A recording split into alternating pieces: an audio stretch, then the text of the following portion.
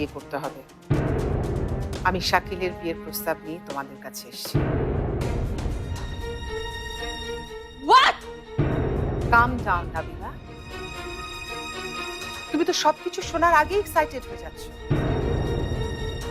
তুমি একবার শাকিলকে বিয়ে করো, আমি তোমাকে কথা দিচ্ছি শাকিল আর ঝুমুরের আমি এমন অবস্থা করব তুমি ওদের কোথাও খুঁজে পাবে না। তুমি দেখে নিও। Have you gone mad? কি বলছো তুমি খালামণি?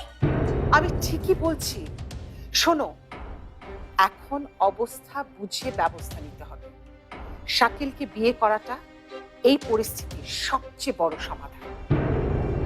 দেখেছিস নাবিলা, তোকে বলেছিলাম না তোর খালামণি হিসেবটা খুব ভালো বোঝে।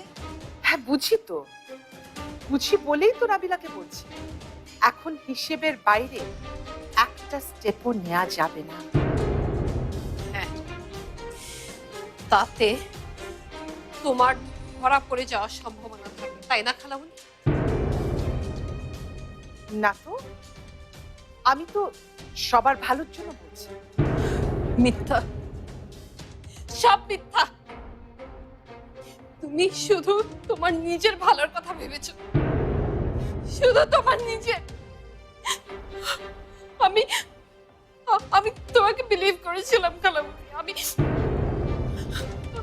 আমি বিলিভ করেছিলাম।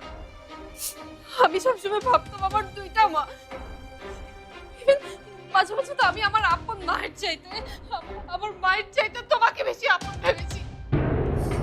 আর সেই তুমি আমাকে আজকে বলছো শাকিলকে বিয়ে করতে। যে তুমি ফারহানের সাথে প্রেম করার জন্য, ফারহানকে বিয়ে করার জন্য আমাকে ইনসিস্ট করেছো। মাথা ঠান্ডা করো না। শাকিল যদি আমাদের বিপক্ষে চলে যায়, ও যদি ফারহানকে সবকিছু বলে দেয়, তাহলে তাহলে আমাদের কি অবস্থা হবে একবার বুঝে দেখেছো? আমি তো ফারহানের কোথাও নেই, আমি তো এমনিই নেই। তুমি কোথায় যাও? তোমার কি হবে? তোমাকে তো ফারহান নিজের মাথার মুকুট বানিয়ে রেখেছে। কিন্তু যখন ফারহান তোমার এইসব নোংরা ষড়যন্ত্রের কথা জানতে পারবে, তখন তোমাকে মাথা থেকে চুরে মারবে কোনো ড্রেনের কাদায়। আমি এসব কোনো কিছুই হতে দেব না নাবিলা।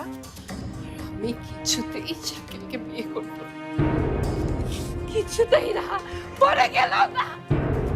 আচ্ছা, তোমার সাথে শাকিলের বিয়েটা তো একটা নাটক, তুমি এত প্যানিকড হচ্ছ কেন? হচ্ছি কারণ আমার জীবনটা